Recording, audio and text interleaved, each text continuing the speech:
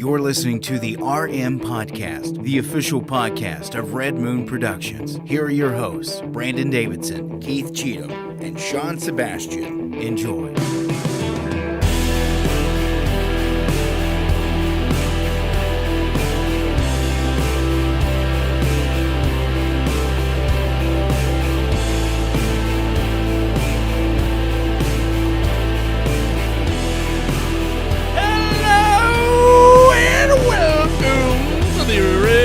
Podcast.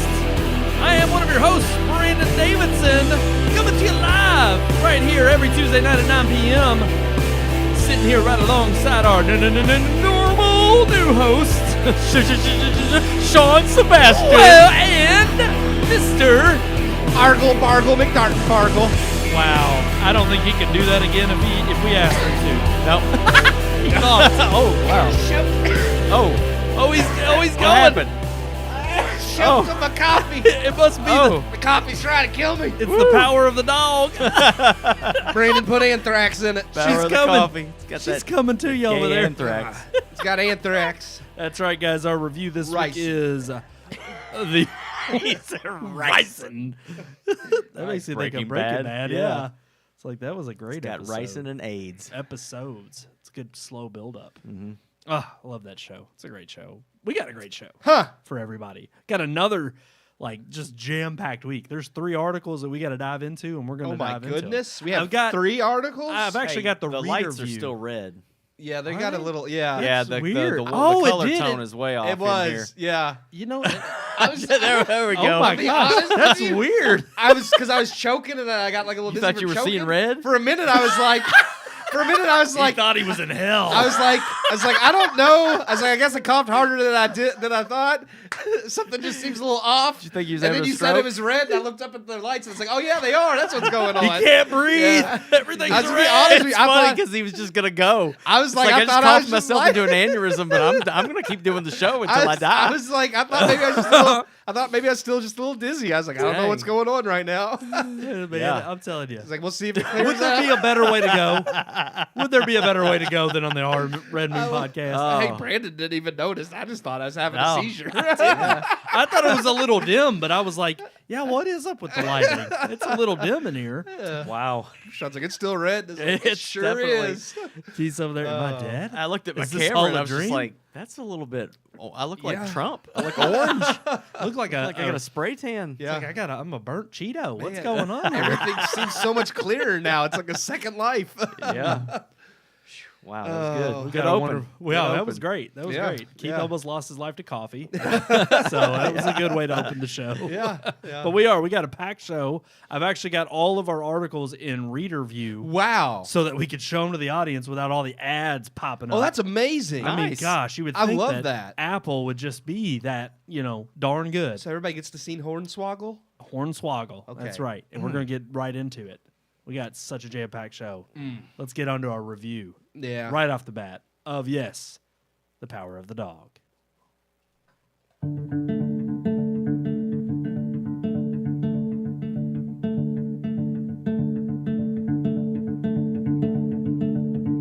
It's that time of year when films of substance are scarce. With Oscar nominees being announced next week, we at Red Moon decided to use a dead week to review one of the Oscar potentials that has received high praise at other award ceremonies, The Power of the Dog.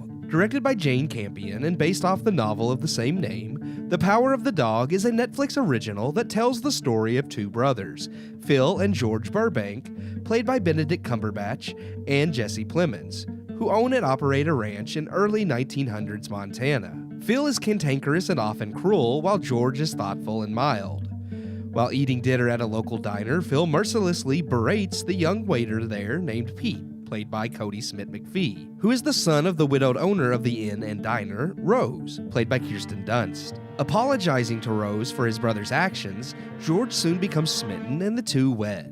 When Rose and her son move into the ranch, Phil grows more hostile with Rose, but ultimately grows closer to Pete as tensions amongst the family rise. The Power of the Dog has garnered success amongst critics and audiences, proving popular on Netflix at the time of its release. It's easy to see why it has gotten some of its praise, as the film is well made, With gorgeous cinematography, the film showcases a lot of open spaces and darkly lit scenes, highlighting characters' loneliness, something shared amongst all of the leads. This loneliness is the driving factor behind each character's actions, from Rose and George's wedding to the relationship struck between Phil and Pete. Most of the characters are all well acted, and Cody Smith-McPhee's performance of an awkward, if not teetering on psychotic young man, being well done.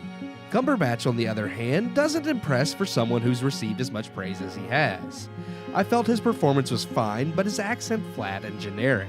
Not enough to derail his character or the film, however, and he plays the role as well as anyone else could have. Power of the Dog mostly just feels lackluster and sporadic. Themes of loneliness are fitting, but nothing of substance drives the characters.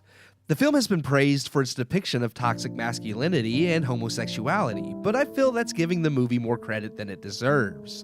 There are certainly homoerotic undertones in the film, building up the relationship between Phil and Pete, some of which are warranted and some of which I feel are forced. But any greater themes outside of these characters trying to gain affection through sometimes acceptable means and other times questionable means seems like reading too much into the material. Ultimately, I left the movie feeling there was no purpose to really have seen it. A clever gotcha moment in the ending and how Peter's family come together makes for a movie that feels like it was trying to be smarter than it is. And despite its technical achievements, I neither cared for any of the characters or much about the plot. The Power of the Dog simply wasn't for me. I grew tired of the characters long before the movie ended, and even its ending wasn't clever enough to save a mostly hollow film. I like slow burns, but for me, The Power of the Dog was just blowing smoke. I give The Power of the Dog 2 out of 4 stars.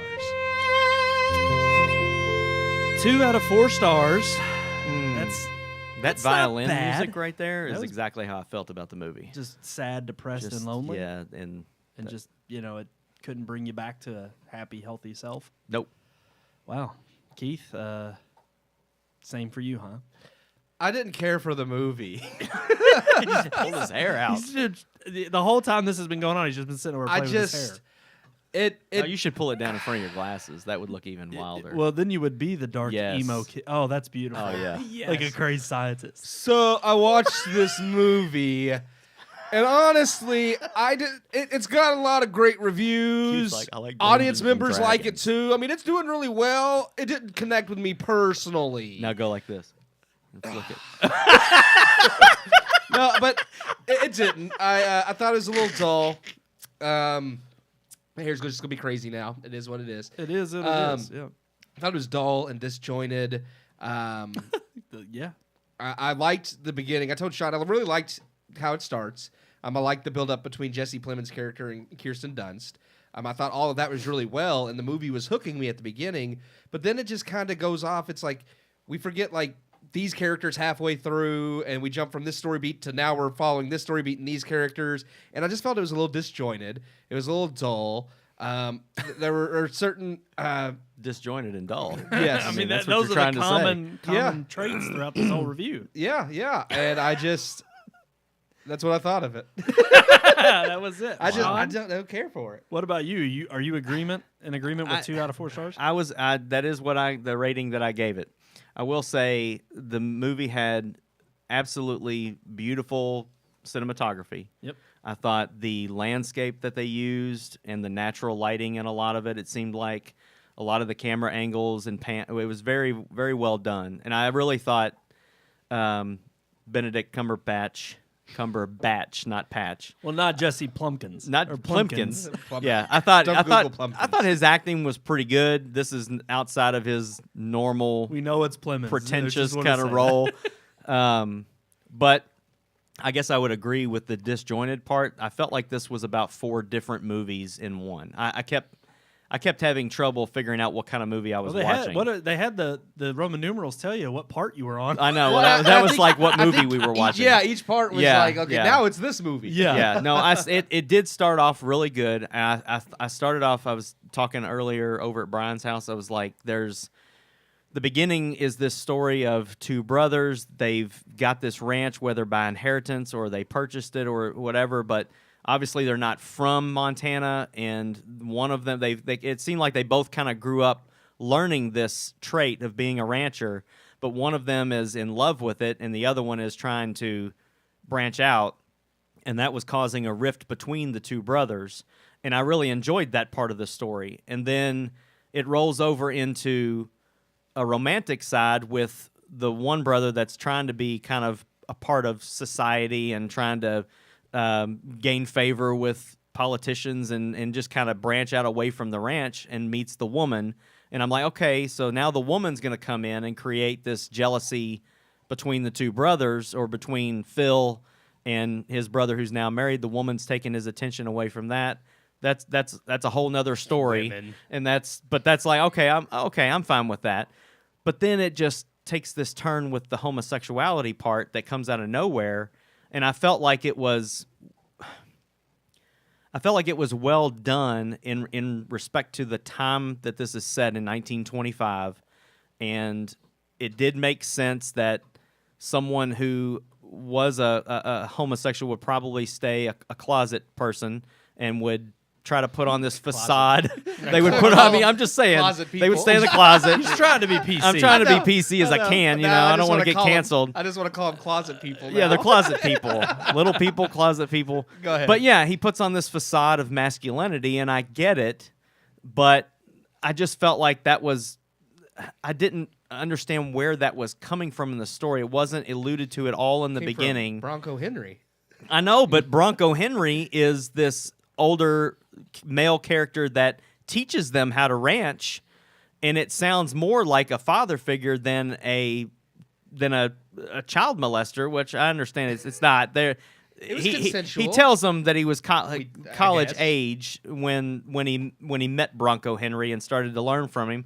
And it's like, I get that, but you have this "call me by your name" whole thing going on by the end of this film that threw me off. And then it takes another turn with the kid trying to get rid of Phil, and the plot that he concocts through about half the film that you kind of see it pieced together, and then it culminates at the end.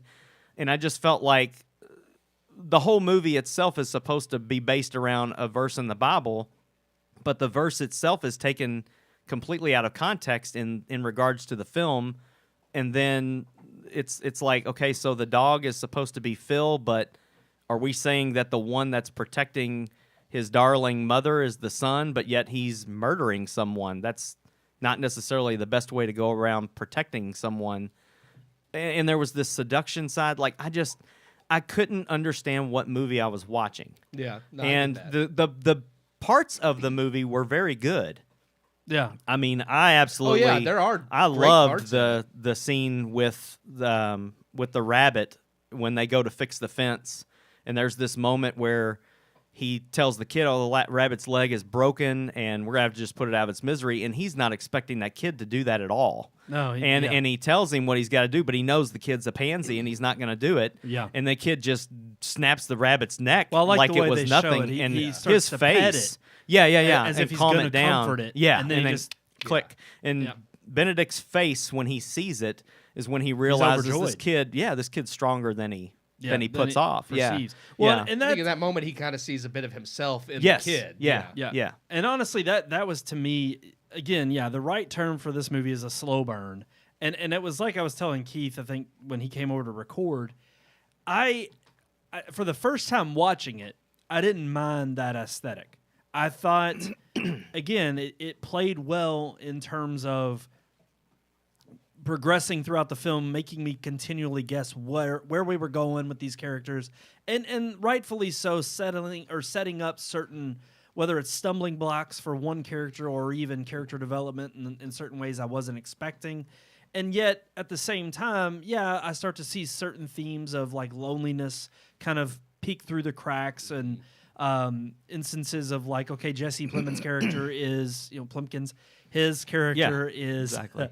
He's trying to, move forward and actually progress in such a way that he doesn't maybe want to stay at the ranch, or he doesn't want to. He wants to be the good. Too, He doesn't want to be alone. He feels like this pressure from his brother to be a certain way that he doesn't really fit into. Mm-hmm. And it's not in the same way that that it hints at first with the kid. Right. And even I told Keith, I was like, I understand in certain aspects of the film where you could maybe think it goes overboard to kind of prove its point of the homosexual tendencies or nature of the characters. Yeah.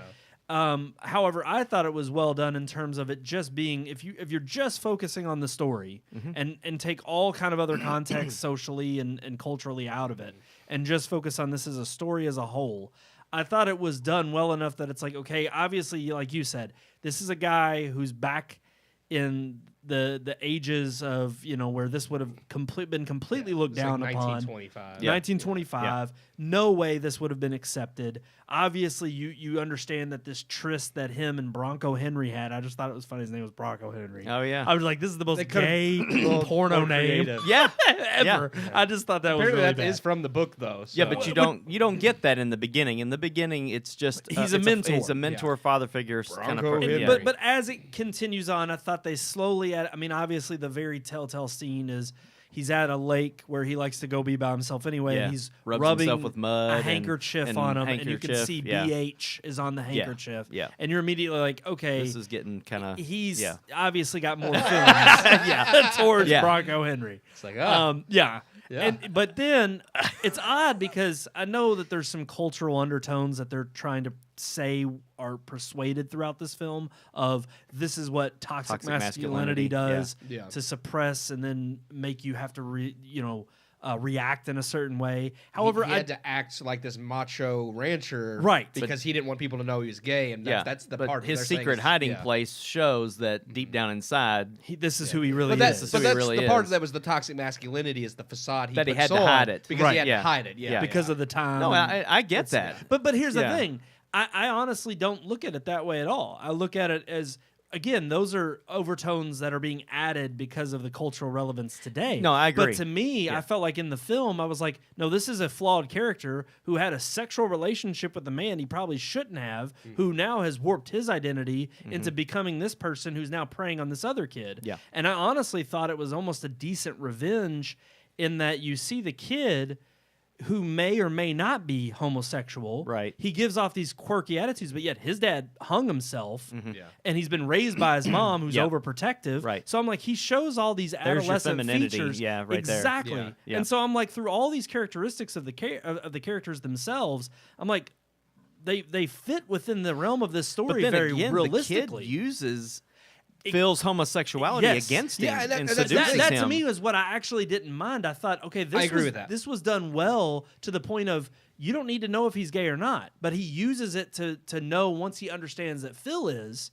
and he's hiding it, and now he can see that he's warming up to him, and he knows. I mean, you see the whole scene with the mountain, and it looks like a dog. Yeah. And Phil looks at him. He's like, You see that? You just saw that? Yeah. Like just like that? Yeah. And immediately the kid knows, based on going to college, getting his learning in, you've seen that, okay, he's picked up on a thing or two, and he's now back to protect his mom, protect his family. He'll do whatever it takes. Yeah. And I didn't mind that slow turn and that slow burn of showing you the route he was going to take and not knowing, well, is he going to just be another lover? Is this going to be something where that's what I thought the movie was going to go off into. And it really, Yeah, I really thought they were going to go up in that mountain. I did too.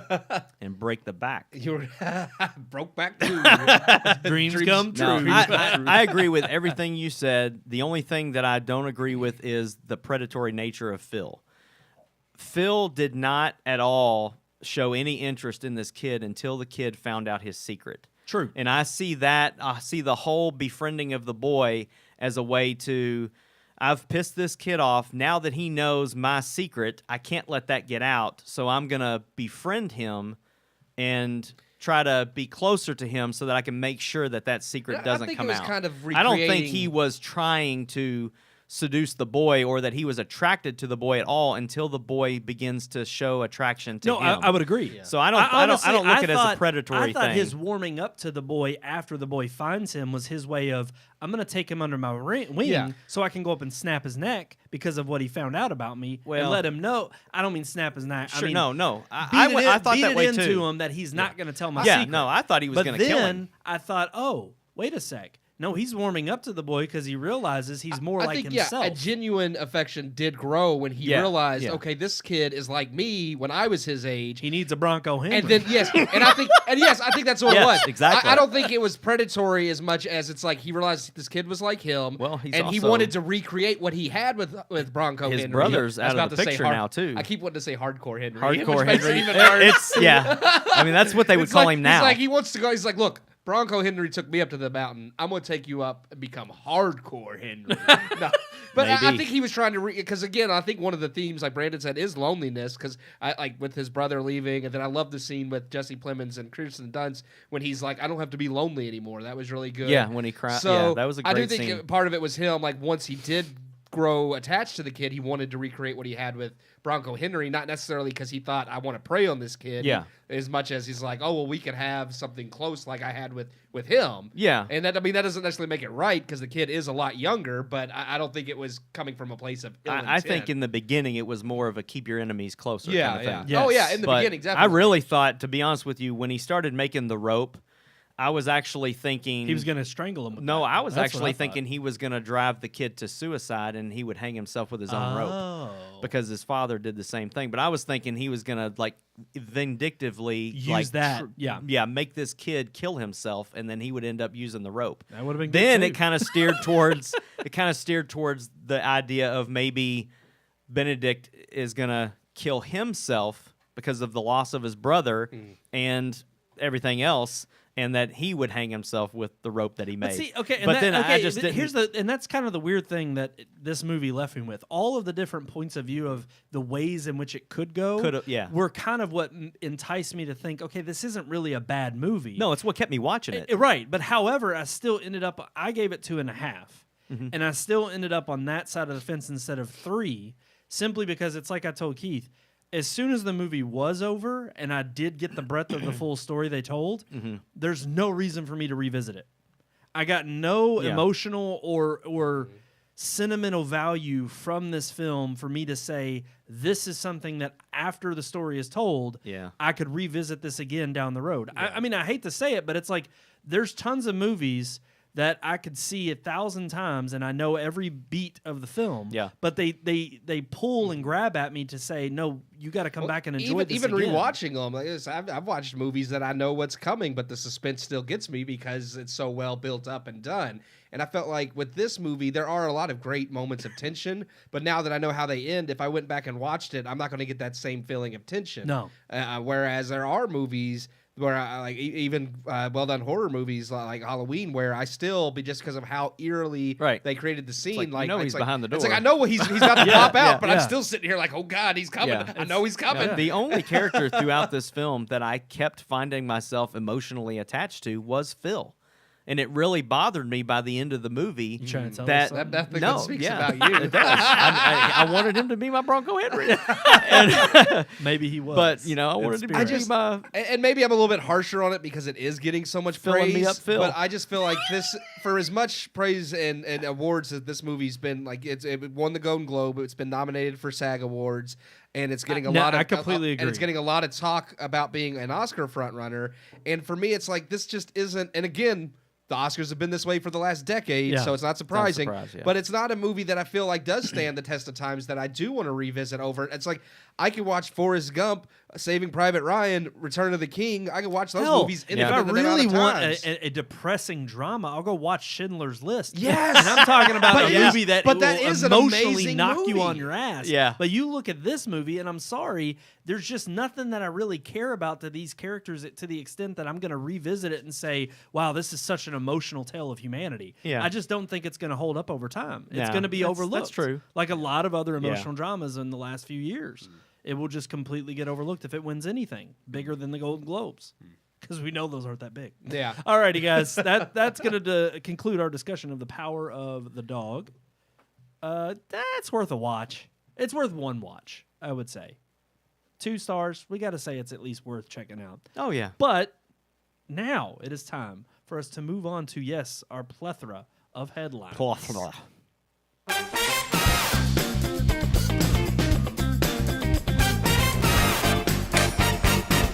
Cha cha cha cha cha. Give me some of that Cha-cha. I'm only being quiet because I don't want Edie to jump on me. Yeah, true. Very good. Don't flail your hands She around actually, and yeah, don't raise your voice. She stayed over I here enjoy today, doing the this week. scat, but she jumps on me every time, so I'm kind of done with Brandon it now. just closed his rings. Good job, Brandon. You just gonna sat shoot there you. and Sitting closed your here? ring. I'm gonna Well, now send you you a smart know. aleck reply. Hold Oh on. man, The me sad too. thing is, you all got the notification. I didn't. Yeah, I'm wearing my watch and I didn't There even we go. notice I closed my rings. That's Sent you a good impressive. one. We were Yeah. actually talking about this week how they all make you sound like you're Jerks. They Jerks. do. Yeah. They can. All the responses and replies are not like motivational. They're just like, "Good for you Well, wearing out even those the- shoes." If you Even ran the- 10 miles and I sent you this, then it would be motivational. But it's like if you run or walk a mile or ride your bike for 30 minutes or whatever, and then I send this, it's kind of like, for 30 minutes, to me, that's a good exercise. Yeah. Right. But to somebody that exercises all at the the gym time, all it's the like time, that's like, weak. Kind of sounds like, are you making fun of me? yeah, you're But- mocking me. And it's even funny. the quick replies on watch though, I sent to Sean today. Just kind Yeah. even those, it's Yeah. like, they sound I was like like, you're speaking Apple Watch right now. He's like, He's it's like, yeah, for for sure, For sure. Nice. exactly, nice. Yeah, I was just like, these are terrible. But no one it- talks like this. No, you're right though. It's like you would think that after the amount of time that these have been available, like context would become a little bit more of a thing within. I like, think the Apple just ecosystem. needs to, they need to be reading your texts Yeah. so that they know a good way to Absolutely. respond. Come on, we know they're in the They should cloud. just read yeah. your text and type out a response for you, and you can just pick it. That's Yeah. right. And they can completely block whatever they don't want to be spread. Yeah, that's any right. kind of misinformation. Huh. That would be every text we Yep. share with each other would be blocked. Absolutely, it would be. Man, well, what if they just changed what you're right? Like I'm sending you a text, and Apple's just like, you know what? We don't like the way that text reads. We're going to change the end of that. Kind of like China did with the end of Fight Club. Crazy. What? No, that's right. But are we surprised that China's editing and banning things? I mean, No, but I am more surprised by the response of the actual. Well, I did author find out himself. he was being sarcastic. Sort So- of. Sort of. Sort of. Yes, he takes it in another direction. Because he does praise that their change. In the sense that he calls it super wonderful. Everybody gets a happy ending in China, and he was being sarcastic. Yeah, it's very sarcastic. but it was. But It's like so he nobody gets a wasn't happy ending in he wasn't actually like praising like them changing it, but he does use it as a way to make a commentary on America.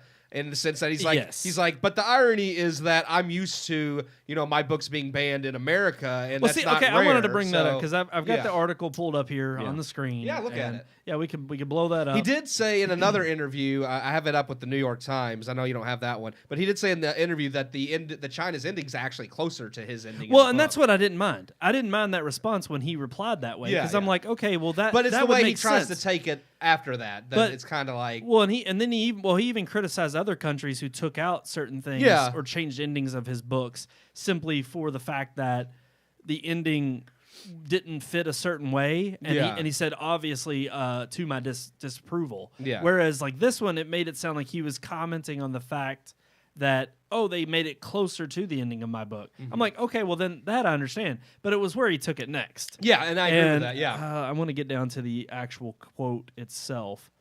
Oh, yeah. What I find really interesting is that my books are heavily banned throughout the U.S. The Texas prison system refuses to carry my books in their libraries, and a lot of public schools and most private schools refuse to carry my books. But it's only an issue once China changes the end of a movie. I've been putting up with the book banning for a long time. Okay, hold on. Get off your high horse and here, he's like, buddy. they're not Yeah. banned in public libraries or Exactly. across the nation. They're banned in places where maybe Children these people would get a hold of them or criminals. Yeah. Yes. Who don't need any new ideas. yeah, it's like maybe these people shouldn't be reading your Exactly. books. Exactly. I'm sure there's no books in prison called How to Break Out of Prison either. You don't think they want to watch Prison Break in prison? Yeah. It's like, give me that new Prison Break they don't show Shawshank Redemption in prison. Can I get a poster of Rita Hayworth? It's like, man, you trying that again? Yeah, we got you last month, It's man. like, Tawny, we've caught you 10 times. Give it up. Bronco, are we gonna have to throw you in there with Bronco? Come on. Like, you're gonna swallow what I give you to swallow. Don't drop the soap. Don't drop that soap. All right, so yeah, I think it's absolutely absurd his response to try to bring it around to, no, censorship's okay, and you change my stuff. Yeah. When it comes up with it's closer Well, to I my work. think he's- But in all other instances, Yeah. well, no, then I'm gonna be upset. Part of it, I too, mean, is come I on. think Has he's Stephen trying to... King ever complained that Oh, he has. it Oh, yeah. isn't in schools? That you can't get it Oh, at he the, has. at the But school it is library? schools. You can check it out at Butler when you could. That's where I got Pet Well, that's Sematary. a high school, though. Yeah, I high mean, school. come on. But even yeah. still, I mean, there is what is it? It's a Child freaking orgy. Yeah, a yeah. child orgy in the damn book. It's a little much. But I mean, I agree. Like high school is a little different. But I mean, I'm not going to touch on what you shouldn't be reading there. But it's one of those things where I do think he's trying to be a little bit topical as well, because there's been a huge commotion recently about Tennessee banning mouse from their curriculum, which is the funny thing. I thought they just banned it outright, but it says when I looked at the articles, their curriculum. So I'm like, well, that means they're not teaching it anymore, which makes sense in a way, but I'm not going there either. It's just I think he was just trying to jump on board to what's already happening. Yeah. There's all kinds of arguments for absolutely. I think Mouse and I think that To Kill a Mockingbird are essential reading materials. Now, granted, you may have a discrepancy as to when those should be taught at a certain level, and I'm all for that being in debate. I'll be the first one to raise arms and go to bat for those that are controversial, or even back in the day, Fahrenheit 411. I think it's 411 or 451. I may be wrong on the number. It's the temperature in degrees at which Catcher in the Rye. That got a lot of stink. Yeah, in the there you 90s. go. There you go. Yeah, but it's like, but honestly, I have this understanding of I'm all for raising arms about censorship. The problem is again, it depends on the institution. Yes. And that's what the fair argument here needs to be had about this, and how ridiculous this argument is, that you're not raising hell about the institutions that are picking what to ban, and you want to raise hell about the Texas prison system or school systems, and it's like, but it's not outright banned from Amazon, or banned from public libraries, a lot of conservative books on, say, I don't know, transgenders, or how boys can be raised, that are considered toxic and should be completely written out of the conversation. Well, then that should be banned from all public discourse. Yeah, exactly. Well, it just looked like with what's happening with Joe Rogan. It's like if certain things, it's like it's okay to just ban those outright, and it's like no. And these, it's a little different when you're saying elementary schoolers probably shouldn't be reading Fight Club. That makes sense. That wouldn't be in an elementary school library.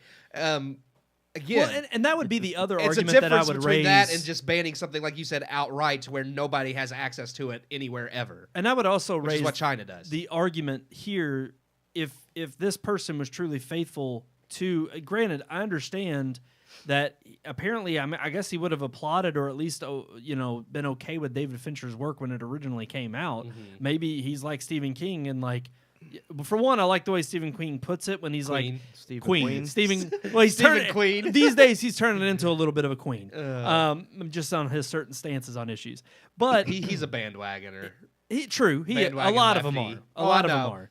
Joni Mitchell, Neil Young. Yeah. But anyways, you turn a blind eye to this sense of, okay, if you really are for creative freedom, then when you give up the rights for your book to be made into a movie, which is why I agree with Stephen King in the fact that he's like, okay, once I hand over the rights, they get it. It's theirs, they can make it. Now, I can publicly come out and discriminate against it or say I don't like it, but at the end of the day, it's their Not mine. I sold it to them. Yeah, Yeah. it's their piece of work, and they can it can speak however they wish to speak.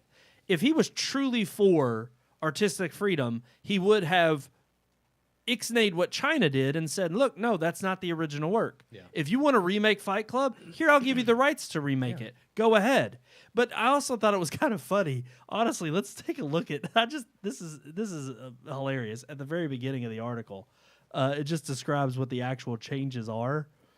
It says, the conclusion of the 1999 film, in its original cutscene, see Edward Norton's narrator realize that the character played by Brad Pitt is in fact a projection of his own mind. He then stands at the top of a tower block and witnesses the plan overseen by his alter ego to destroy consumerism. His alter ego to destroy consumerism begin to take effect as the skyscrapers around him explode. The Chinese version, distributed by streaming services Tencent Video, instead ends with a caption telling viewers that police uncovered the plot in time and arrested all criminals. The character played by Pitt was put on trial, according to the new edit, before being sent to a lunatic asylum, receiving psychological treatment. He was discharged from prison or from the hospital in 2012. So yeah, it's Dude, just, that's crazy, because in the movie 12 Monkeys, Brad Pitt is in an insane asylum, and it takes place in the year 2012. they connect. Like they go forward to the future to 2012. Does he get out? I don't know. This Maybe- could be like maybe- how they connect all the crazy. Disney Pixar movies. Maybe China's like 12 Monkeys is a sequel to Fight Club. Go watch it. But I just think it's absurd that it's like I don't even care if you're just mocking kind of like the tongue in cheek. Oh yeah, everybody's happy with the ending. Yeah. It's just so funny that it's like we're not even going to shoot extra scenes because we know that won't look good. Yeah. So instead Well, we're what are they literally do? going to Get put up a bunch of Chinese slate. stand-ins to play Brad Pitt. Again, I would rather see that. Then I would be all for. Yes, it's a bunch of Chinese Chinese police breaking down the door and speaking in Chinese, and they arrest Chinese Brad Pitt. It's like a guy with a wig on and everything. That'd be great. Like Credits spiked just up. roll. Oh yeah. Or you see just like all of a sudden they're just yelling at him, and then like it fades It to black. says you under arrest. Yeah. The end. But no, I They do. don't I want to think give any Chinese citizens ideas. Like, don't blow up our buildings. The police will come get you, and you'll end up in a psychotic hospital. Well, I love too that they called it a lunatic. What was it? Lunatic asylum. Yeah. Do It's they like, have? I don't those? think I that thought would they even just be killed people in considered China. appropriate here. Yeah. Yeah. I don't think that would be It would considered just be- appropriate. yeah, lunatic. A lunatic asylum. That's I mean, they used to be called insane asylums, and Yeah. that was They don't considered. call them that anymore. But yeah, either. because it's insensitive, you Yeah, know. yeah. So they're psychiatric hospitals now. So No, they just They call was it just like a California. hospital for lunatic asylum. mentally disturbed or Yeah. something. You know. Yeah. We they got gotta these tiptoe around lunatic everything. asylums. They just call it downtown LA. Yeah, it's, Yeah, just, it's just LA. funny. I think a lot of people Lunatic are. asylum. Oh my god, LA. that's perfect. There That's you go. absolutely yeah. I think a lot. It is funny what people get offended about. That's okay to censor and ban, but what's not. And it's as long as you're banning what we want to ban, it's okay. And it's like, how about we take a look at everything in general? Try not to ban things unless it is something just completely insane. But I mean.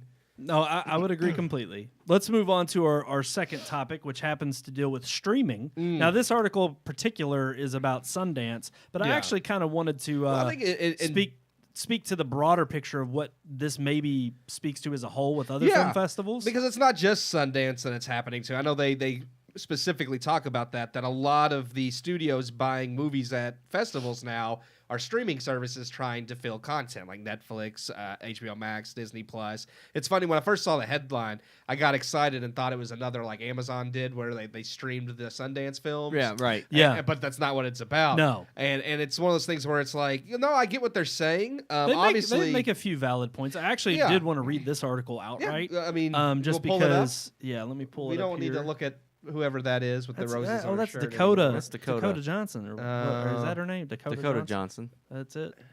Yeah. Oh, Cha Cha Real Smooth. This is a movie that was by Sundance. Let's talk about it. Huh. All right. So in You want- another you era, want me to- traditional. okay. Do you want to read it? Go No, ahead. no, you can read No, it. please. I didn't know what we were doing. You read it. Fine. Here we go. In another era, traditional movie studios would have exhaustively battled to buy a Sundance Film Festival crowd pleaser like Cha Cha Real Smooth in the hopes of turning critical raves into the next theatrical hit. Cha Cha Real Smooth writer-director Cooper Rafe's, sorry if I mispronounced that. Charming story about a budding friendship between an aimless college grad and a young mother seemed tailor-made to charm the snow boots off Sundance buyers, and it did. Apple TV Plus outbid competitors and bought the movie for $15 million, the biggest sell at this year's festival. But unlike perennial, I had something in my throat. This is exactly how he reads the reviews, by the It way. is. But unlike perennial Sundance favorite Little Miss Sunshine, Kumail Nanjiani's unconventional rom-com The Big Sick, the Mr. Rogers documentary Won't You Be My Neighbor, and other indie darlings that came before it, Cha Cha Real Smooth wasn't sold to a conventional movie studio and therefore won't require box office dollars to justify its price tag. If the film plays in theaters at all, Apple likely will not report ticket sales. The reality that Sundance has become a playground for streamers, many of whom have content libraries to fill and cash to burn, isn't exactly new. But the trend has become increasingly noticeable during the pandemic, which shook up the movie theater business and perhaps permanently shifted audiences already changing tastes. Sundance, the premier destination for independently produced movies, isn't programming the kind of films that people want to see in theaters, leaving streaming services to pounce on Park City's best deals. That doesn't mean smaller companies like IFC Films, Sony Pictures Classics, Focus Features and Searchlight haven't been active buyers. The Bill Nye-led adaptation of Akira Kurosawa's Living, Rebecca Hall's thriller Resurrection, the quirky comedy Brian and Charles, and Alice, starring Keke Palmer, were nabbed by traditional buyers, with the intention of playing in theaters. But a number of sales titles will land directly on digital platforms, or at least already have a hybrid release plan. That's the case with Emma Thompson's sex-positive comedy, Good Luck to You, Leo Grande. Or I Leo think Grande. she is a Probably, MILF. yeah. I'm just going to say that. Oh, yeah. Just like Frances McDormand. Hottest woman there is. Which sold to Searchlight and Hulu. The Dakota Johnson delayed coming-of-age story Am I OK? Warner Brothers and HBO Max. And a queasy modern love story Fresh by Searchlight.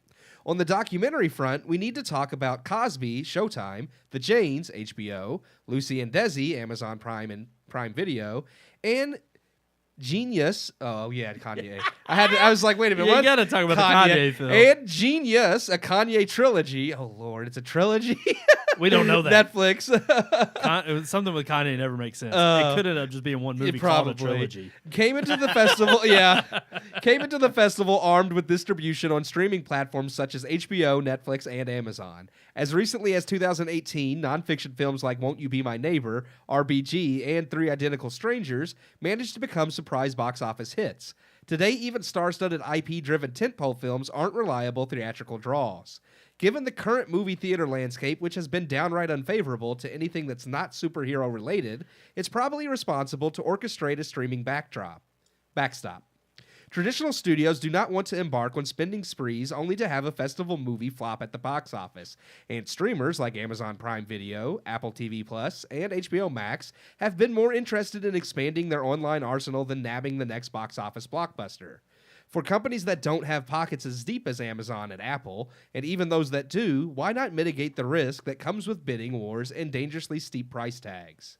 Sundance buyers seem to be coming to terms with the fact that audiences may be less eager to go to the cinema for Cha-Cha Real Smooth, Am I OK? And Good Luck to You, Leo Grande. After growing accustomed to watching sweeter slice-of-life movies at home, even before COVID-19 rattled movie-going habits, these companies have been burned in the past. Despite overwhelmingly favorable reviews, semi-recent Sundance breakouts like Late Night, Blinded by the Light, and Britney Runs a Marathon fell flat at the box office, losing their respective distributors millions of dollars. It's been 2 years since Hollywood has been able to witness the way Sundance winners have fared. It's been 2 years since Hollywood has been able to witness the way. You don't have to pick up, right? Yeah. Have fared on the big screen. In winter 2020, the last year the festival took place in person in Park City, Neon and Hulu, shelled out then record $17.5 million for Palm Springs, a cerebral romantic comedy starring Andy Samberg and Kristen Milotti. But the pandemic took hold before the movie opened in theaters, and it ultimately landed directly on the streamer. Then in 2021, Apple paid a historic $25 million for Coda. Writer-director Sian Hetter's touching melodrama about a teenager who is the only hearing member of her family. It didn't get a considerable theatrical rollout when it debuted last August, but Coda has managed to stay in the awards conversation and looks to find itself in this year's Oscar race. In the case of Sundance hottest titles, potential box office dollars are no longer the main attraction. Yeah, no, and I agree. I mean, it speaks to a lot of truths in the sense that it really is kind of becoming, I think, a little bit more of a we've talked about it for a while now about how things have kind of, like, with everything going straight to streaming because of the pandemic and that proving popular amongst viewers and studios kind of wanting to do that with smaller films and saving blockbusters for the theaters. I do see this now that, I mean, Netflix has for a while been going to festivals and buying things and hoping to win Oscars off of it. And it makes sense that Apple, HBO, Amazon, they would follow suit because, you know, you get something that gets Oscar nominated and that gives your streaming service more prestige. Then you get more subscribers because they want to see the movies that were nominated. And it's funny because I even read another article today. It was from Mac Rumors that was talking about how people who even subscribed last year when Apple TV Plus got Greyhound, they only stuck around for that movie. For the movie, yeah. And then they bounced off. And yeah. I'm just like, you can obviously see the marketplace for grabbing up these high content or high trafficked, I mean, Netflix has been on this game for years. I mean, that's why they're in the red trying to buy up all this original content, because if it's the only place you can see it, chances are you're going to stay on the platform to watch all of their exclusives the more you have. Yeah. And to Apple, who's trying to get theirs up and running and get people to stick around, dropping $25 million is nothing to them, which is a market cap of almost $3 trillion right now. And let alone that, you've also got tons of cash in the bank that you can support this. Yeah. The problem is we've also seen product lines that don't end up having the staying power, flail, and they end up falling out. So I kind of get this this kind of underlying story of, is this really good for the industry as a whole? Because rightfully so, you could kind of ask the question, what's the difference if it flops on a streaming service versus if it flops in the box office? Yeah. But at the same time, aren't you getting a plethora of more content by streamers buying up content and giving you all these places to view it that you might not have ever seen it hit the... honestly, that's seen the light of day? One thing I do like about it is because there's so much in theaters, and we review so much, and we tend to try But they're arguing what kind of content that is in theaters. Like the Marvel... And that's the point I was making. You gotta let me finish. Is that we tend to go for the bigger movies because, we know mass appeal, we review all the big ones, and sometimes we miss the little ones. And I like when those smaller ones are on Netflix or Apple or Amazon or whatever streaming service, because then I don't have to miss them. It's like I'm not going to go to the theater 3 or 4 times a week to catch them all. Go see Spider-Man in December. And then if you miss something like Belfast, we watched Belfast at home. Yeah. And it was great because it's like I didn't have to miss that while it was in theaters. We were able to catch it out of theaters. When I also see this as a constant shift in the landscape of how movies are eventually going to make their way to being nominated during for the Academy Awards, or even just the bigger prizes in general. Because the fact is we literally talked about this way back when we started the podcast, about how the changing landscape of moving and shifting from theaters, and I think COVID-19 kind of it accelerated it, because you think about the Disney Plus deal and them saying, well, no, we'll release it in theaters, but after 30 days it's coming to our service. And we'll even charge a premium on our service for it. And they've obviously got the pocketbook and the content backing that. Yeah, so in a sense, I do see this as becoming more streamer. The big, huge film festival is becoming more streamer friendly. However, does this change the fundamental, landscape for the film industry moving ahead? And maybe not only just finding those hidden gems, but usually even the hidden gems that flopped at the box office, they seem to pick up steam either as a cult favorite or even as something that you might have missed that you should have checked out. Sometimes they get a second life and home distribution, whether it's through Blu-ray sales or a streaming service picks it up and people start watching it like crazy on Netflix or whatever. But instead of those films end up being Oscar contenders, and once people... I would say not so much anymore. Yeah. But there are people who still watch the Oscars or at least look at the list of winners after it's aired and think, this has got to be one to check out. Oh yeah, this has got to be one to go get, and they'll buy it on Blu-ray or pay for it on demand. Well, not to mention you got to think. I mean, even Coda is one that they talk about in the article. Yeah. That I remember it being advertised. Haven't watched it. Haven't checked it out. I've had Apple TV Plus for 6 months for free. Yeah, I haven't watched it either. And yet they're sitting here saying it still has the opportunity to kind of, it's being talked about awards buzz underneath, the grumblings of what, mass appeal hasn't been attracted to. So really, it's funny because even you talking about how sometimes it gets an extra life on streaming services, that may be the one place instead of it being an extra life, it may be the first time you encounter something that you never would have checked out. And I can tell you right now, from content creators' perspective, all they care about is an avenue to reach viewers. All they care about is getting their movie in front of people that are willing to sit down and click play.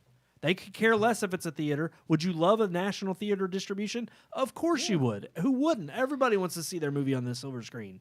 But any content creator is going to be super thrilled to just have their movie seen by mass public. And as far as changing the industry, I think it does. It is going to, at some point, force the Academy to really have to look at the rules as far as right now they still have, I think you have to have 2 weeks in LA, in New York, in the movie year to be nominated, and that's why Netflix and Amazon will sometimes release their movies specifically in those theaters just so that they can be nominated.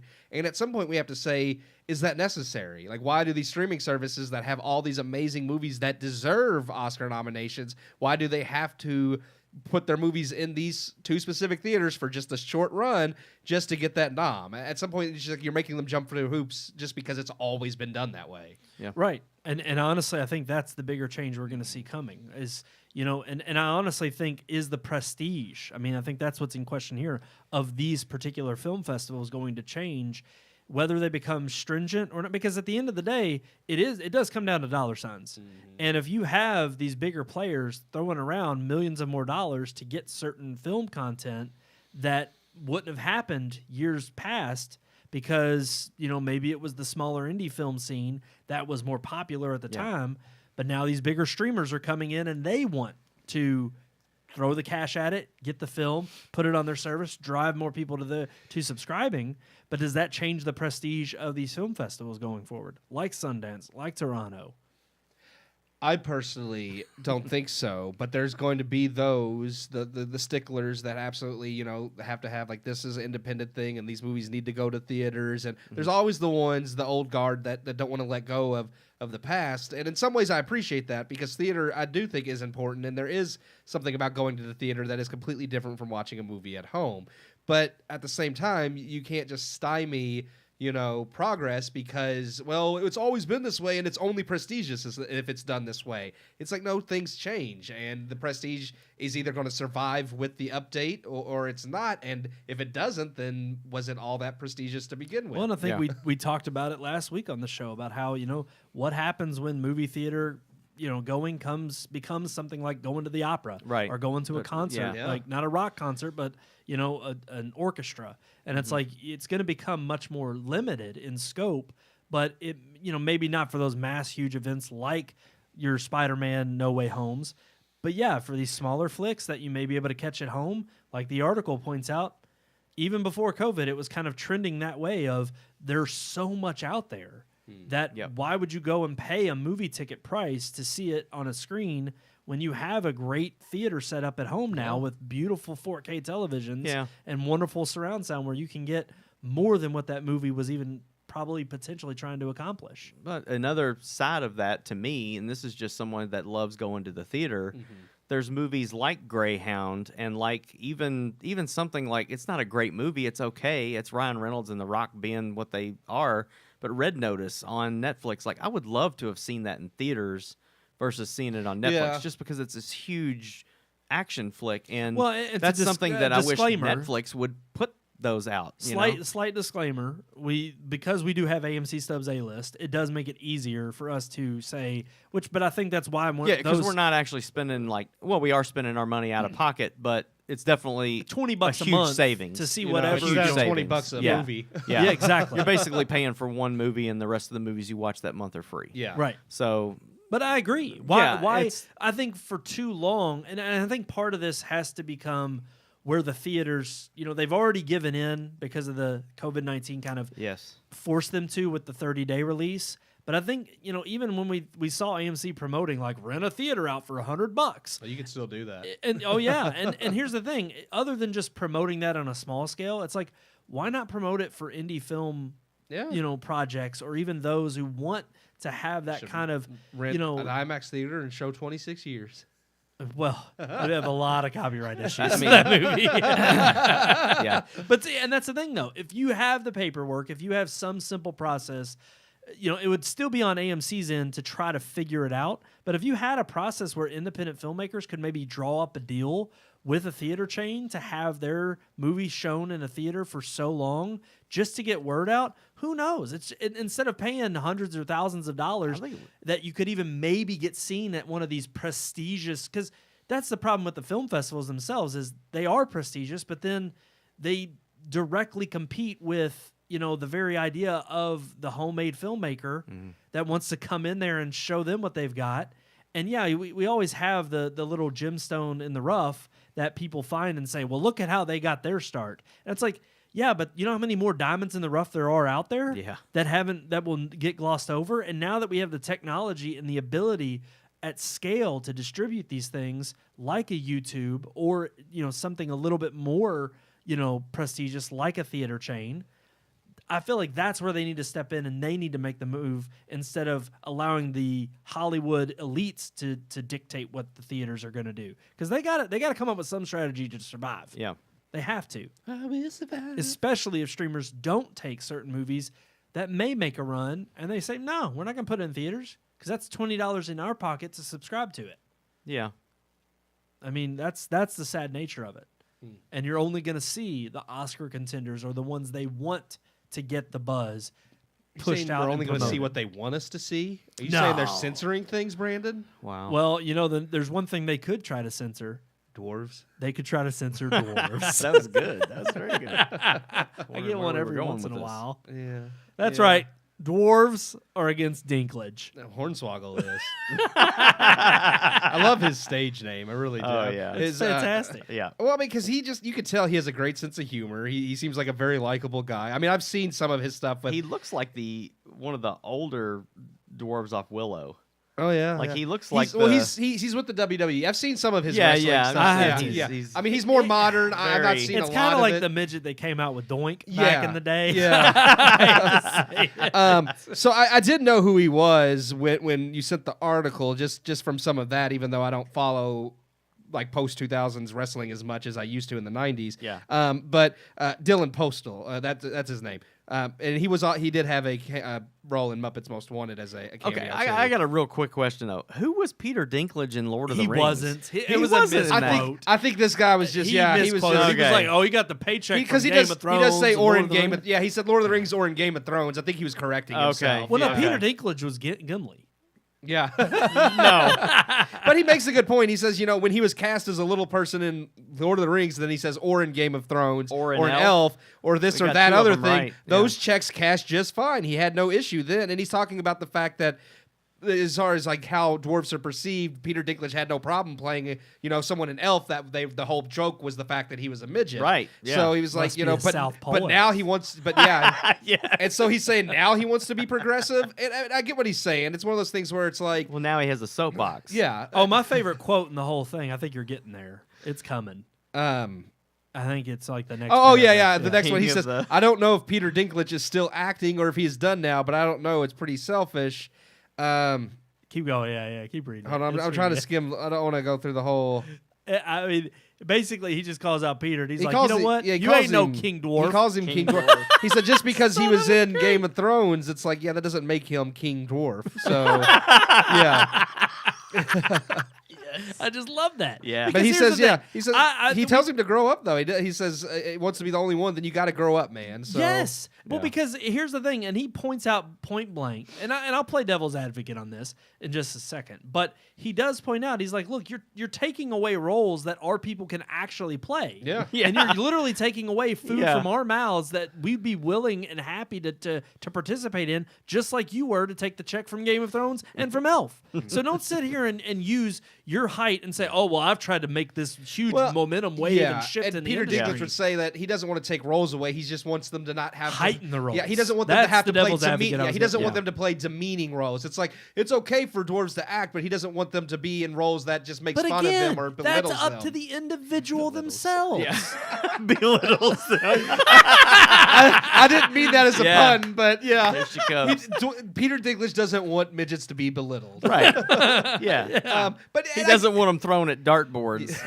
Yes, I know. In How about that? The Wolf of Wall Well, Street. I love that. And the thing is that whole scene completely it's purposeful for the kind of assholes that they are in yeah, the Wolf But of Wall in Street. some of Yeah. these instances, you're painting them, and I did it so facetiously, but I've even made the argument that it's like, in Snow White and the Seven Dwarfs, those are the most interesting characters. They're really the heroes of the story because they drive the evil queen off the cliff. It's like, yeah, the prince shows up at the end and kisses Snow White and wakes her up, but it's like he didn't do all the He didn't hard do work. anything. Yeah, No. he just shows up and wakes her up. The Yeah, dwarves did that's everything. ridiculous. Well, and I'm going to ask you this: what freaking preschooler or even adolescent kid doesn't struggle with naming all those damn dwarves? I love it. I mean, can you name them right No, now? I can't. Yeah, happy, sleepy, bashful, dopey, Doc, grumpy, and I am missing one. Oh, you Sleepy. missed Did I it. mention that? Hold on. Happy, Doc, sleepy, bashful, dopey, grumpy.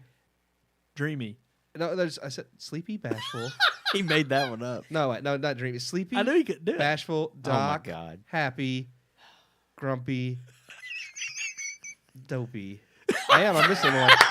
I'm missing one. I just can't think of it. Dinklage. Dinklage. You're missing Dinklage. He's King Dwarf. Peter.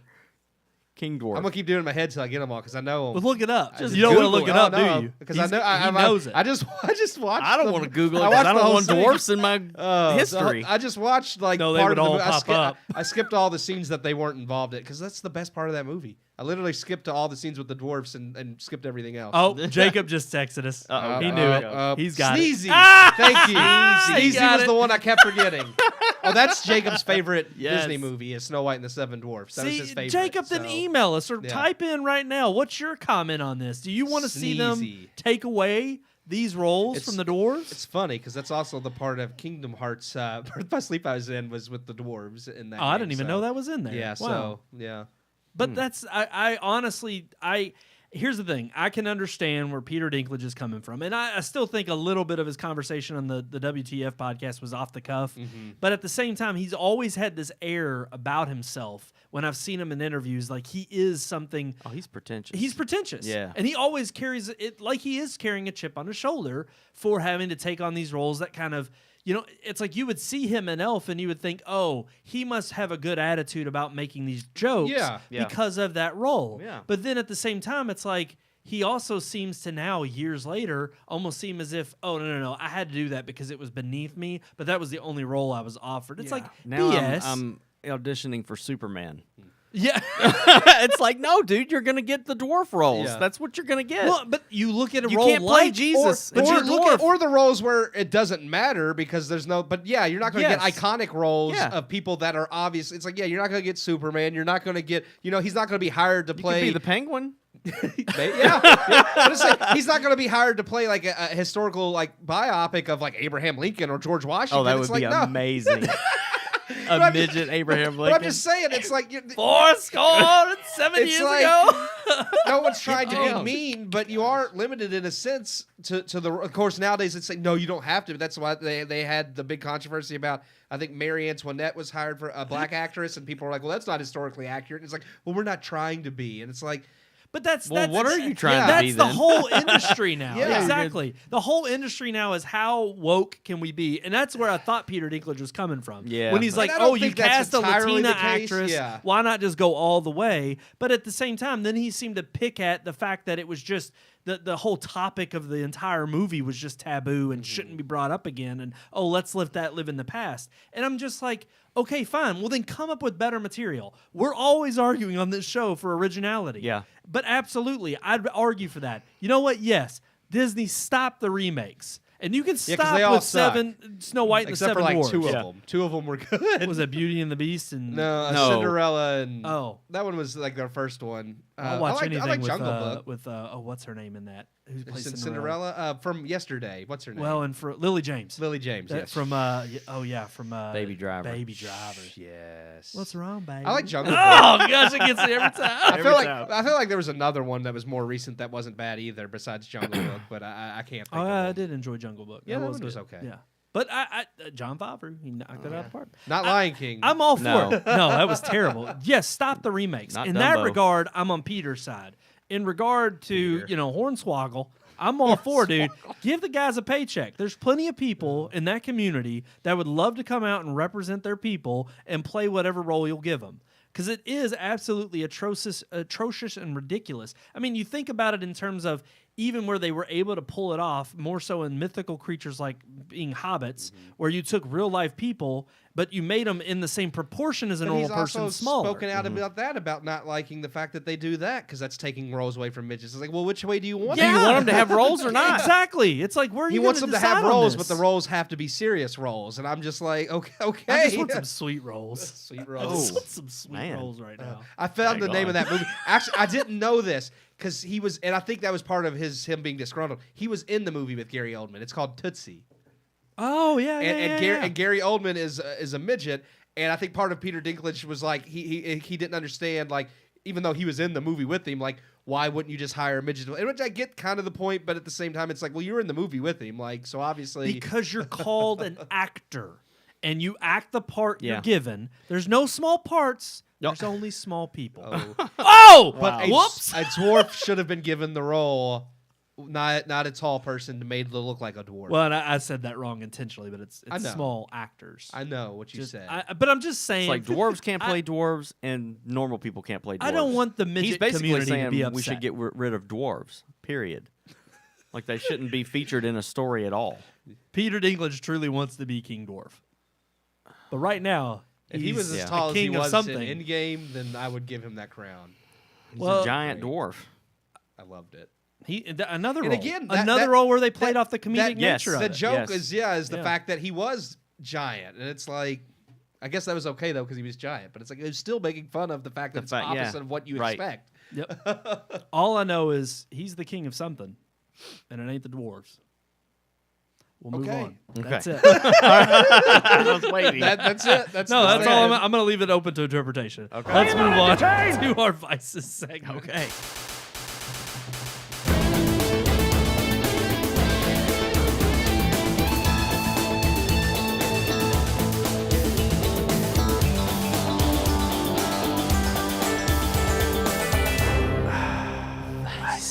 I was drumming my hands on the table, And then she came. Edie poked her head out, and I was like, "Oh, I need to stop need to that." stop. I stopped. She was like, "Do you want me?" As soon as I saw her poke her head out, I was like, "I'm gonna you stop." call? 'cause You gotta she's about stop. to- She's gonna. That's be why I like, tried to immediately snap my fingers. I was like, "Get over here."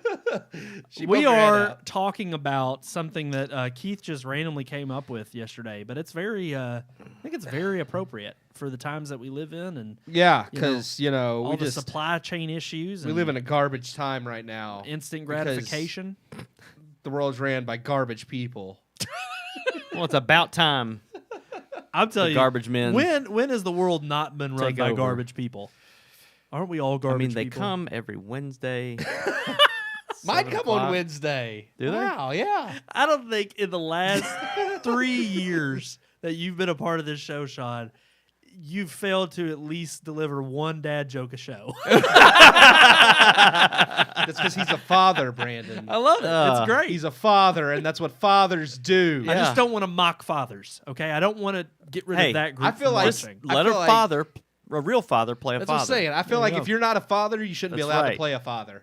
That's right. How do you know the relationship between father and son if you've not been a father?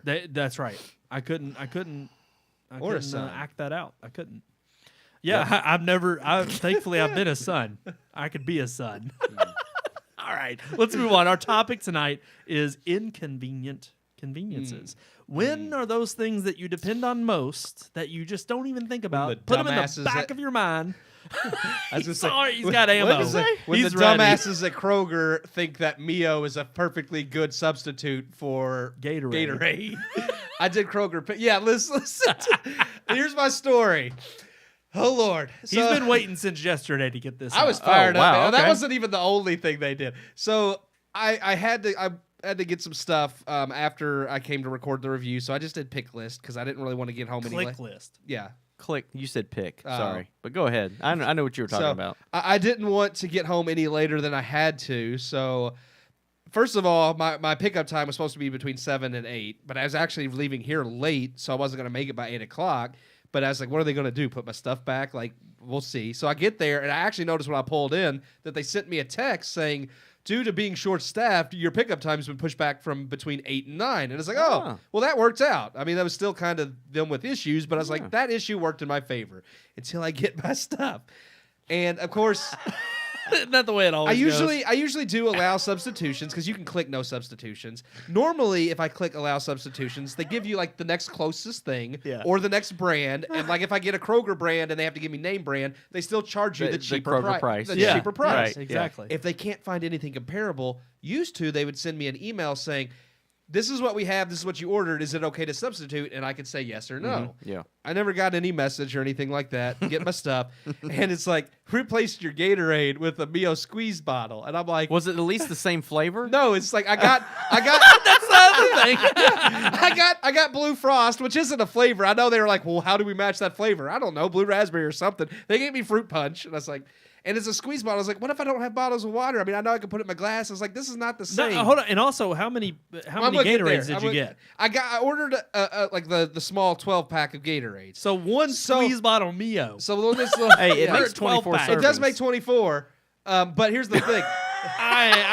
One 12 if you're a squeeze- 2-squirt person like me. Well, it says one squeeze makes one Right. bottle, and trust me, I did one squeeze today because I kept that because it was cheaper, and I was like, I'm not feel like making a fuss over that one, but. It was one of those things where I was like, this is not comparable. I know they're both energy drinks, but it's not the same thing. I just wanted the Gatorade for hydration, and the Mio water has all this extra stuff for energy that I didn't want. Yeah, it has caffeine in it, too. Yeah. Some of them do. It does. It does have caffeine in it. I drank it this morning. So I kept that because it was cheaper anyways. But then I was looking, and I had ordered, like, they had their Coke 12 packs, 3 for $13, which is crazy. They used to be 4 for $12. But anyway, I got that. And they didn't have. I got Mountain Dew, Coke, not Gatorade, ginger ale. They didn't have ginger ale. They didn't replace it with anything. They just gave me the Mountain Dew and Coke. And because you have to get 3 at Kroger's for the 3 for $13 price, I was charged full price for them both, $5.99 each. So it was $12 for 2. And I was like, no. Just because you didn't have something, I shouldn't be charged full price. I should still get the sale price for these 2 items. Right. That's stupid. I ordered 3 to get the deal. So I ended up going into customer service and like, look, this I don't know.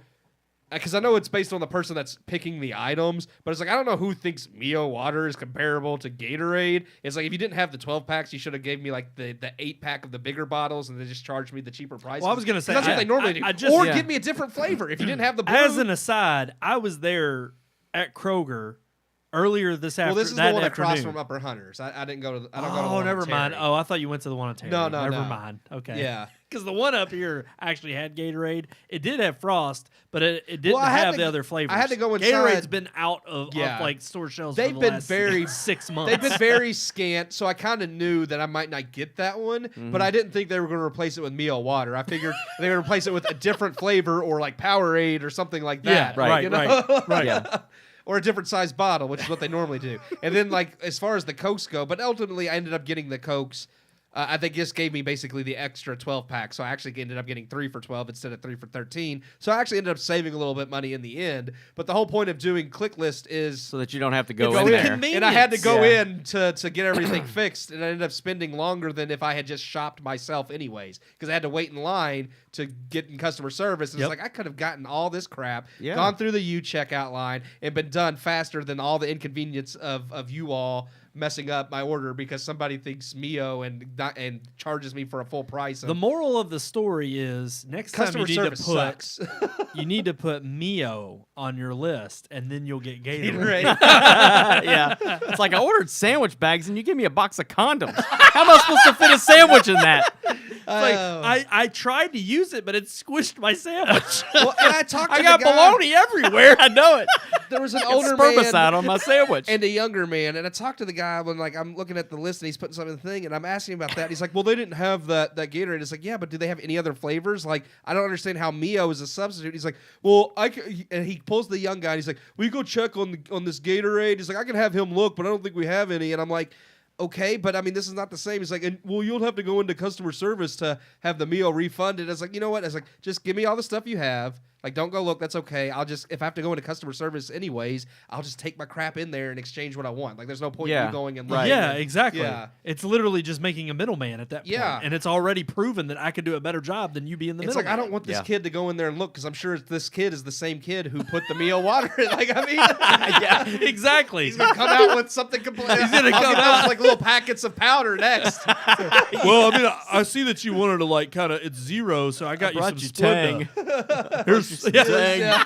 Those little Hawaiian punch things you Yeah. put in there, you know. There's Like, some these are Lipton good. I tea. use these every day. I just like them. I thought you'd like them too. Yeah, you can put them in your pocket. Put it in your So pocket. obviously, that's a very fantastic instance of an inconvenient convenience.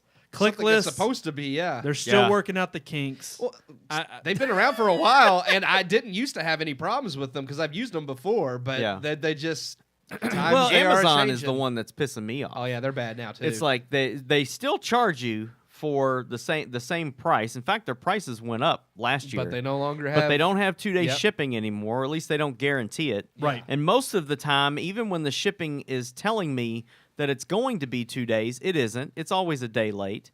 Everything that I've ordered probably in the last, at least, well, before Christmas, and these weren't Christmas items. These weren't hot items or anything like that. They're always late, or I end up getting an empty box or something that's not what I ordered. Yeah, I got an empty bag. Yeah, once. and it's like you've That's got to. terrible. Now, the one thing that they are good at, but again, it goes against the whole part of it. It's supposed to be convenient to order from there, but if they do screw up, they do take care of it, and they take care of Yeah. it quick. In fact, there's a lot of times when, I bought a whole set before Black Friday. I bought a whole set of Blink security cameras when they were on sale, and I get the cameras, and I don't like them. They're out of focus. They look like crap. I don't know if I got a bad batch or what, but the quality was terrible. So it completely defeats the purpose of having a security camera if I can't read your freaking license plate in my driveway. So it's like, okay, so I don't want these. So I get on Amazon customer service. I just chat with them on my phone and I tell them the problem. Hey, it's not letting me return these. They're a non-refundable item, but this isn't what I paid for. I paid for 1080p clarity. I got a good Wi-Fi. Like, I bought everything I'm supposed to. And they're just like, we're really sorry about the inconvenience. We're going to refund you. And you can just toss the product. And I'm Really? like, you don't want me to send them back? Oh, no, they And it's never like, take no. something. We don't want you. It's okay. Just Are you these can, still up for grabs? I'll take them.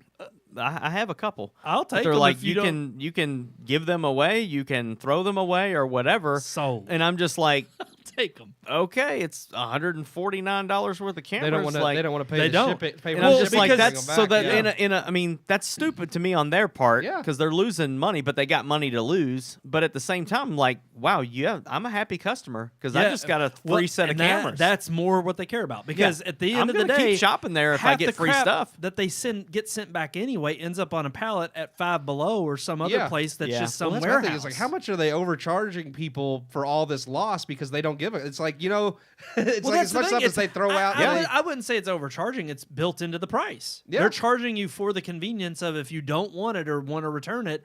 I did the same thing with those blinds right behind you, Sean. It was like when I got those, I got one size too small. But the thing is I ended up writing the guy back and I said, I'm sorry, I got the wrong size. I'd like to go ahead and order, these. And because I can't remember. It was a problem with they didn't have them at the time or something. The guy wrote me back and he said, no, don't worry about sending those other ones back. We'll ship you some new ones. And that was an independent seller using Amazon right. as a storefront. Yeah. But I was like, most people on there, I think, are just like, it's more about let's get the product Yeah. out, and we I'm built just saying, in a certain maybe factor my of reviews. loss. Maybe my Amazon Yeah. Yeah, membership you wouldn't write a cost bad so much. review on there. Oh, I they guarantee you, contact within you 2 days, immediately. you'll Oh, yeah. get an email saying we're sorry, we're going to replace it or whatever. Now they didn't do that with my underwear, and I was pissed. Oh, I had some freaking underwear on there that I bought, and they ripped after about a week. Oh. And I'm telling you right now, I went on there and gave them a 1-star review, and I said, these don't last worth a darn. mm-hmm. Got myself some Hanes. Okay. Just saying, they lasted. I was just saying that maybe if Amazon didn't just give everything away, my membership wouldn't have to cost so much.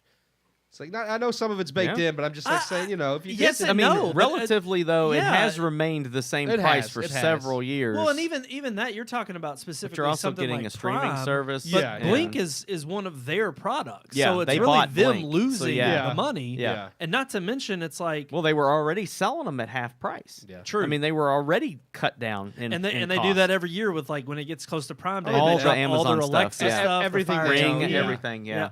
But I had a recent instance with FedEx that ticked me off, and I've kind of heard that it's like UPS on the East Coast is great, but it sucks on the West Coast, and it's the exact opposite with FedEx. Great on the West Coast, terrible on the East Coast. And recently I had this issue where, and this has been happening, I don't know, quite a lot recently with them, but they will tell me, hey, it's going to be delivered on this day by end of day. So I'll keep checking, still says it. End of day, I've learned from like UPS, and I just take that as standard across the board, is like 9 p.m. That's what they consider by end of day. Yeah. Well, FedEx sent me a text with like the tracking number and everything throughout the day, like here it's on its way. Finally at 8 o'clock, I get a message, and it said, we're sorry, but there's been a delay in your shipment. And I'm like, you couldn't tell me this at 2 o'clock? Like, Yeah. unless the guy tragically got into a wreck on the highway and can't get to me, it's like you all knew way before 8 o'clock that this package wasn't getting to my doorstep. Like, why are you waiting that late? And sure enough, it was like the very next day, I then received a text of, your package is delayed. we'll send you updates as to when you'll receive it. Yeah. They never With do. no inclination as to when I'm going to get this. And I'm sitting here thinking, what if it's an old person's medication or something? Yeah. And they're waiting for this to get there. In my instance, it actually happened to be like my next food order for my diet plan. So I'm sitting here like, well, I'm about to run out of food. I kind of need this or else I'm gonna cave and go to McDonald's, eat a double cheeseburger. I'm gonna get fat again because of FedEx. Yeah. But no, it's like I finally then just received the package yesterday. Yeah. And I was like, but I never got another clarifying text of your package is on its way or it's delivered. It literally got dropped off. I happened to look out the door and I was like, oh, it's here. The same thing happened with me around. I ordered some stuff through Amazon. They handed the package off to FedEx. Amazon had the date of delivery as such and such date, and then the moment it got to FedEx sent me an email. Your package has been. They said it was missorted and is now delayed. We don't know when it'll arrive. And then I never got another update after that. But then it just showed up. It did, and I was just like, Yeah. it's like you all are terrible. Yeah, it's with all. I mean, that happens with our UPS. We got that freaking $400 vacuum cleaner, that Shark vacuum cleaner that never showed up, and I think that was from Kohl's, but it was shipped UPS, and it never showed up. And so I called Kohl's, and they're like, "We'll ship you another one." I had Two one vacuums? in 2 days, Yeah. and then about 2 weeks later, Your comes original. the original one. And when I called them, that's exactly what they told me. They were like, "I was going to keep be it." honest, and you can come pick it up. I'm not paying to ship this freaking thing back." But I said, if you want to come send UPS to pick it up, I'll print a label and put it on the front porch. And they were like, just don't worry about it. And it's a $400 vacuum cleaner. Well, and I got to think too that in that regard, they got to have profit loss margins, and Yeah. they know Yeah. so a percentage of their sales they're going to take a hit on. Well, they know things So, I get mean, lost in transit, things get broken. Right. So I don't and know what I- the deal is with. Is it? I don't know if it's Hebron or Hebron, Kentucky. There's Hebron, Hebron, Kentucky. Anything Amazon that's coming out of that place, you might as well forget it. Like because not coming to no, you. it ain't coming when they say, because it'll say like it's going to be there in 2 days, and then 2 days will come around and you won't get it, and you'll call Amazon and they'll finally update your tracking, and then it'll say that it's week? still sitting at the facility at Hebron, Kentucky, hasn't been picked up yet. It'll say a label has been created, but it's Right. never been picked Right. up. And then a week will go, and it'll be like, yeah, we don't know where that is, so we're just going to ship you another one. And then you get it. Well, but then I you just know, had again, another run-in with UPS where I had a shipment of slippers and my spatula. I had to get my metal some of the spatula. stuff you You need order that- is you need just it's funny. Look, I hate to say it, but Underwear, slippers, and spatula. their needs. it's like some of the stuff you food. could just And easily trust go me. up and get for like $2 at, Yeah. at Walmart. I ain't doing yeah, that. Brandon, you are one of those. You're one of those I'm a guys. future You'll shopper. order batteries. I'm like, go to Walmart and buy batteries. No, Cheaper. they're cheaper on Amazon Basics. I'm just saying I can get a whole batch of AAA and AA batteries on Amazon Basics for a lot cheaper than I can get them at Walmart. And they last. And as far as the underwear, slippers, and the spatula, you think about that. Picture in your head now me cooking my eggs in the morning in that exact attire. That's my morning. I Okay. need that. That's I my thought you were going to piece. say, picture me standing in That's- the line at Walmart with underwear, Spatula, slippers, and a spatula. spatula. I will and say, think about what the cashier's thinking. sometimes that also is another reason. Sometimes I want Some my things stuff you right just now, want- and I'm not waiting on Amazon. Yeah, to that's how deliver I it. feel. That's- Like there's like, yeah, if I need a USB cable, I'm going to Walmart and getting one. No, like I no, want it today. I am that way on Yeah. a lot of things. If I want it right away, I mean, like plus stuff that I'm like other than undergarments, like if I'm trying on shoes or like shirts, Yeah. I don't want to just buy it online because I don't know how it's going to fit. I Mm-hmm. actually want to try it on. Yeah. But it's funny because with UPS, it was on 2 separate orders that they were both coming, but they were coming on the same day. Well, I got one, and then but get the other both one. but both showed delivered. Yeah. And so, in 2 instances, because I just had this happen with my tire inflator, another thing I bought on Amazon, and both of those instances, it showed delivered, and the item was not delivered. And so, I was always used to, I'd have an item get to my house, I'd go out and get it, and then I'd get the notification like a half hour later that was delivered, and I'm like, okay, that makes sense. It's a delay in the system. They want to make sure everything checks out okay with the driver, and blah, blah, blah. That's fine. But on these two instances, I'm like, I don't like the fact that you're telling me it's delivered, and I look outside and it's I not don't have a there. package. Yep. And then I'm thinking either in the time that I maybe was delayed in getting the notification or walking to my front door that my package got swiped. Yep. Or at work, I'll get certain expensive items like my spatula shipped to work because I don't want it to get swiped. And I'm like, well, did somebody at work swipe my spatula? No, they took your spatula. I'm just saying. They needed that Expensive spatula. items. It Is it could be. Cuisinart or something?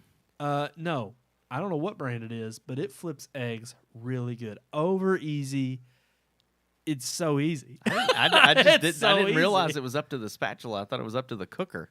Well, I had a plastic one before. Yeah. One of those deals I bought at Kroger I or have a- Walmart or I have whatever. a plastic spatula. I love it. My plastic spatula was crap. I don't think it's. I have a past- non-stick one. I was just say I don't know that it's plastic. I think it's Yeah. it's like a. I have one that's got like non-stick, non-stick material. See, it's and nice. I wanted one that I could get that. like not break my egg up. But then that was the thing. I got online and I started looking at all these kitchen sets, and I was like, I don't need all of these. Really to be listen metal. to us. I mean, we have underwear. Look, We have First world problems. Tristan says, "I need a link to this spatula." Tristan Mormon, he wants it is one of the You best sold it. spatulas. Is it on You Amazon? sold it. I'm gonna Google it. Yeah, wanna I find can out. pull up Listen, it's my- like I don't want No, my eggs I broken wanna up. know There's what it people in is. Africa that would I'm a- kill for eggs. I can look up literally. They I've do never kill for broken my eggs. eggs, and it's just this black spatula. I I'm pretty sure know, it came but from that's Walmart. just we're just so we're First freaking world spoiled. problems. Yeah, Yeah. absolutely. Look, that's what this inconvenient conveniences is all about. Is Yep. us being spoiled rotten brats. it's an inconvenient truth. Is it this? Is it this Kufeng stainless steel handle spatula? Kufeng Is might it- have been right. Is it KitchenAid classic I think slotted it's- turner? Kaofeng. Let me look up Amazon. I'm gonna go to my KUFUNG. There's a Kufeng. Kufeng. I'm gonna look up my order history here. That doesn't Live look like on it has air. enough give for me. It looks too solid. I couldn't use that one. It doesn't look like it bends. It's got a enough. flex. Yeah, it's to got get a- under it's that. got a It is. flex. It is the Does yours Chef flex? Craft Okay. Select. Chef. I mean, that's how you. Yeah, brand Craft. Chef Craft. Select. Chef? Select. Oh, and Chef. I thought you said chef. Chef Craft. No, Chef Craft. I got you. Okay. Spatula, or they call it a select turner. One of these? That's it. That's it right there. Here, I'll show it Yeah, I up on don't the. like it. I'll show it up on the. Yeah. Oh, nice. I mean, look at that. $7. $7 for that stainless steel right there. See, I don't like metal spatulas. Why not? They don't have enough If flex. you have a non-stick pan, they scratch the pan. bottom really bad. All right, here's the sad and sometimes thing. they don't flex the way I want them to. And I I mean, will if you're say, flipping your eggs fine with it, as that's I good. was like picking the egg up on my first thing, I was like, man, this is kind of hard to get up underneath there. Yeah. It's kind of scratching my pan. that's the metal. That's why. Yeah. But I'm living with it because it's better than the Yeah. plastic one. Now, if you have stainless the steel, plastic one just was not strong enough. Tristan, if you plastic got woods good pans, can be. you It's don't just want you don't that need one. a cheap plastic. It's not plastic. the I would say like plastic. a Rubbermaid or Teflon type. Like they have. Yeah, the, no, I was those, gonna say. those are Yeah. good. They flex and they don't scratch your It- stuff. I would. To me, it's like garbage bags. You don't cheap out on garbage Yeah, bags. yeah, absolutely. You buy something that's well, I mean, quality. $7 isn't exactly. It's not. That's not cheap for a spatula. I They could have have got more- a you whole get set one at for the dollar $30. store, Yeah.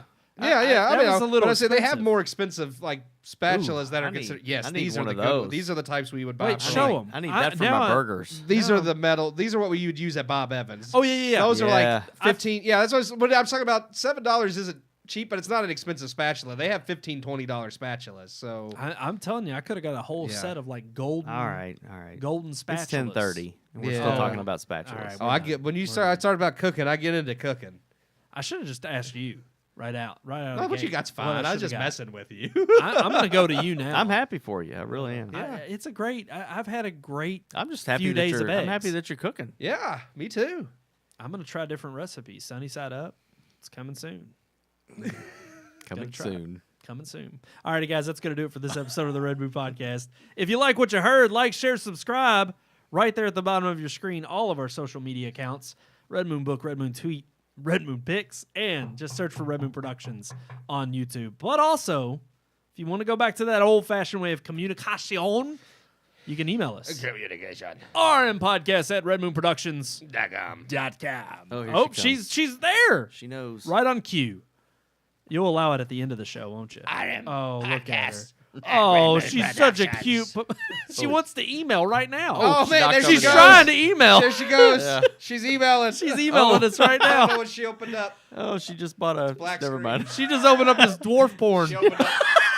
He's got got it all over. She opened up my review. She opened up the history. She wanted to see it. Here. Alrighty, guys, that's going to do it for this episode. Until next time, I'm one of your hosts, Brandon Davidson, alongside our normal new host, Sean Sebastian. and you don't even remember the name you said at the beginning of the show, do you? Argle Bargle. Longer than that. We hope you enjoyed this week's episode. For more reviews, previous podcast shows, and everything Red Moon, visit our website, redmoonproductions.com. You can also like us on Facebook or follow us on Twitter by searching for Red Moon Productions, LLC. We'll see you at the movies.